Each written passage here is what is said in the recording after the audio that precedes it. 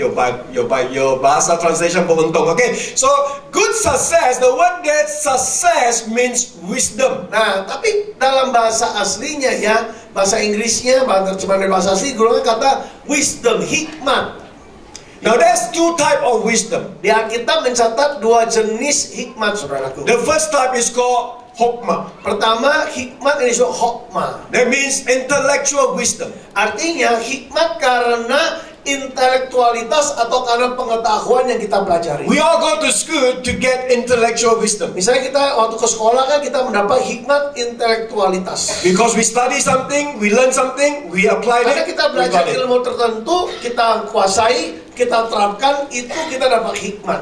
Now, how many of us, you know, that, of course, those who are 40 and above, we have to go through transition from using Nokia dinosaur phone to today we call it smartphone. Nah, dulu waktu kita usia 40 ya, waktu telepon canggih mulai diperkenalkan, kita kan udah terbiasa pakai Nokia yang model lama itu ya, yang disebut dinosaurus saking lamanya ya, udah kolot gitu. Kita akhirnya jadi nggak terbiasa pakai telepon canggih gitu atau smartphone. So when you ask them to change phone, they say it's only for calling SMS. Waktu anak-anak kita suruh ganti aja deh teleponnya, nggak tapi udah biasa pakai Nokia hanya untuk SMS, untuk telepon aja kok. Yeah, if you bring that phone to Singapore today, cannot use. Hari-hari ini kalau telepon yang lama itu bawa ada ke Singapura, because dipakai 4G now. Karena mereka pakai 4G sistem 4G, 4G. And so when we start to use smartphone, nah waktu kita mulai pakai smartphone, telepon canggih itu, we do not know how to use. Awalnya kan kita nggak ngerti gimana pakai kan? Yeah, we ask the shop, harus tanya, we ask our friend, we ask our children, friends. Ya teman kita, saudara kita, anak kita harus tanya cara pakai. So recently there was a 75 years old woman last year, 75-year-old woman. Nah belakang ini ada wanita usia 75 tahun. Start to use smartphone. Dia mulai pakai telepon smartphone ini. Because she is in my wife's cell group. Dia ada dalam kelompok sel grup istri saya. So they want to know what is going on with this group. Mereka ingin tahu apa yang sedang terjadi dalam anggota kelompok itu. So they teach her how to use WhatsApp. Jadi wanita yang usia 75 ini, nenek-nenek ini mulai diajari gimana cara pakai WhatsApp. So one day she want to send a message to her son. Suatu hari ya, ibu ini ingin kirim pesan WhatsApp kepada putranya. She send a message to the group. Bukan dikirim kepada putranya, dikirim ke dalam grupnya, kelompoknya. Saudara bayangkan jadi tahu semua. And so the leader told her, next time you understand, this to your son, you must address it to your son. Don't send to the group. Ingatkan kepada ini. Lain kali kalau kirimnya kepada putramu langsung, jangan dimasukkan di grup jadi tahu semua. And so now she have intellectual wisdom. Nah sekarang dengan dia ngerti caranya, itu namanya hikmat intelektual atau hokmah. Second type of wisdom is called practical wisdom. Sekarang hikmat yang kedua yang dahsyat ini namanya hikmat praktis, artinya bisa diterapkan langsung. Because it comes from God. Karena sumbernya datangnya dari Tuhan, saudara. It comes from the spirit dimension. Dari dimensi roh, itu hikmat yang praktis tadi. Even the devil knows it. Bahkan iblis tahu hal itu. When he tempted Eve. Dahsyatnya itu sampai waktu dia uji atau mencobai si Hawa, he told Eve this. Si ular itu berkata kepada Hawa begini. He said that when you eat the fruit, Kejadian pasal 3 ya, kalau kau makan dari buah pengetahuan baik dan jahat, it will open your eyes. Nanti mata pengertianmu jadi terbuka. And will make you wise. Dan itu akan buat engkau bijak ya, seperti Tuhan. That is practical wisdom. Ini namanya hikmat praktis, memiliki pengetahuan dari Tuhan, begitu hikmat praktis. After the fall of man, then we use a lot of logical. Setelah kejatuhan manusia di dalam dosa, manusia banyak pakai hikmat intelektual tadi, pakai logikanya, tidak bersandar pada Tuhan lagi. When you have practical wisdom, Bapak Ibu, kalau kita memiliki hikmat praktis atau hikmat dari Tuhan ini, in the Hebrew word is called sakah. Dalam bahasa Ibrani, bahasa itu ialah saka. Kata itu digunakan saka. Saka. That means that when you have practical wisdom, you know what to do and how to do and kalau when to kita do. memiliki saka atau hikmat praktis, kita tahu cara gimana memecahkan masalah dengan caranya Tuhan. See, all of us know that to make money, one of the way to make money is in stock market. Misalnya ya, salah satu untuk dapatkan uang ialah beli saham di pasar saham, saudara. But when you do not have practical wisdom, you do not know when to buy, when to sell, you Kalau have a nggak loss. punya hikmat praktis, nggak tahu kapan beli, kapan melepaskan, saudaraku. Same thing, that husband and wife. Seperti waktu kita mau cari pasangan kita, When you do not have practical wisdom, untuk cari suami atau istri, kalau nggak punya hikmat praktis gimana? because that person handsome, that person beautiful, that Karena person got a lot of ganteng dari money, paras aja, you married. cantik, langsung tubruk, langsung kawin, saudara. 5 years later, divorce. 5 tahun kemudian bablas, saudara, cerai, saudara. Because no practical Kenapa nggak wisdom. punya hikmat ilahi, nggak punya hikmat praktis dari Tuhan? You cannot become successful. Nggak mungkin sukses dalam berumah tangga kalau nggak punya. How many of us want to become successful? Siapa mau tetap dibuat sukses dalam Tuhan? Amen. Ask for wisdom. Mintalah hikmat dari Tuhan, hikmat praktis. That's why the book of Akal. James said, those who don't have wisdom, ask. Makanya dalam kitab Yakobus, firman Tuhan berkata, kalau engkau kekurangan hikmat, mintalah daripada Tuhan yang akan memberinya. That means that you got to get into the word of God. Simple as Artinya that. apa? Lewat firman, yaitu Tuhan sendiri lewat firman-Nya, kita jadi pinter, jadi berhikmat, saudaraku. Not just a prayer. God, give me wisdom, don't do anything. Enggak Stay cuma the doa same. atau Tuhan beri hikmat dong, tapi nggak mau gali firman, nggak mau baca firman, nggak mau merenungkan firman. Let's go to 1 Samuel chapter 18. Ayo kita lihat 1 Samuel pasal 18. See, David's greatest key for success is practical wisdom. Bapak Ibu, sebenarnya kunci terbesar Daud memperoleh keberhasilan selama itu adalah hikmat. 1 Samuel 18 pasal verse 5. 18, tolong ayatnya kelima. So David went out wherever Saul sent him and behaved wisely, and Saul set him over the men of war, and he was accepted in the sight of all the people and also in the sight of Saul's servant. Ketika dilihat Saul bahwa Daud sangat berhasil, nah kata sangat berhasil bahasa Inggrisnya behave very wisely, bertindak sangat bijak, maka takutlah Saul kepada Daud. Tetapi seluruh orang Israel dan orang Yehuda mengasihi Daud karena ia memimpin segala gerakan mereka.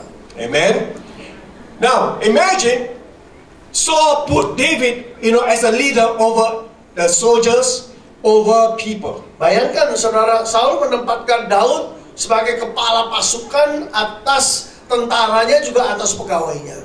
Now the army are the front line, of defense for the country. Tentara itu kan barisan depan yang mempertahankan keamanan daripada negeri itu. If a leader, do not know what to do, how many of you will believe that they will accept him? Coba kalau ada seorang pemimpin bingung gitu loh, nggak tahu apa yang harus dilakukan, kita bisa ngikuti dia nggak? Bisa terima dia nggak? Nggak bisa, ya. Sulit toh. And so because David act wisely, that means that David had practical wisdom. Kita berkata tadi ayat 14, justru karena Daud memiliki hikmat ilahi, bertindak bijak, maka yang lain bisa ngikut dengan baik. Alright, let's go to verse 14 and 15, how the Bible interpret itself. Biarlah firman itu menafsirkannya sendiri, saudara. Ayat 14-15 dikatakan, ayat 14, Daud berhasil di segala perjalanannya. Bahasa Inggrisnya tadi bertindak bijak, sebab Tuhan menyertai dia. Alright, 1 Samuel, you have to put on the screen, can put 1 Boleh Samuel ditayangkan 1 chapter Samuel 18. 18 ayat 14 dibantu ayatnya biar jemaat bisa dibantu ya. Okay. Alright, and so the Bible tells us that David, behave himself wisely in all his way, and the Lord was with him. Nah, kan Daud di sini bertindak sangat bijak ya, dan penyertaan Tuhan karena bahasa Inggrisnya sebab Yahweh, Bapak Yahweh menyertai dia. Amen. Now because God is with David, that's where David get the practical wisdom. Karena penyertaan Tuhan ada pada Daud, disitulah dia dapat segala hikmat-hikmat ilahi itu, saudaraku. Amen. And verse 15 tell us. Nah, coba lihat ayat 15, akibatnya, saudara. Firman Tuhan berkata, ketika dilihat Saul bahwa Daud sangat berhasil atau bertindak sangat bijak tadi, maka takutlah ia kepada Daud. Amen. You see, and Saul, which is a big size fella, David a small size man. Bayangkan secara postur, Saul itu tinggi besar, saudara. Daud itu cilik, saudara, kecil, saudara.